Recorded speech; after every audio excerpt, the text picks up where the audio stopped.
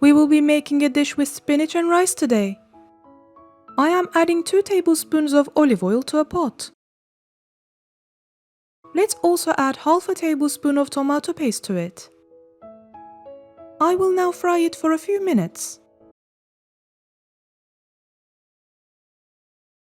Then, I am adding 250 grams of spinach to the pot. I will saute it together with the tomato paste and then add a palmful of rice to it.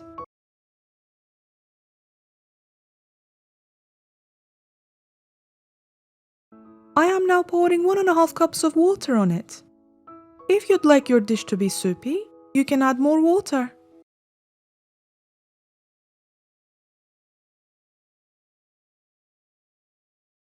Let's sprinkle some salt now and leave it to simmer on low heat.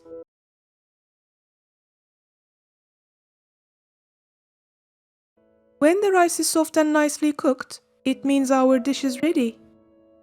You can add a teaspoon of hot pepper flakes to it as well. It's time to turn off the heat now. You can optionally add some yogurt on this dish when serving.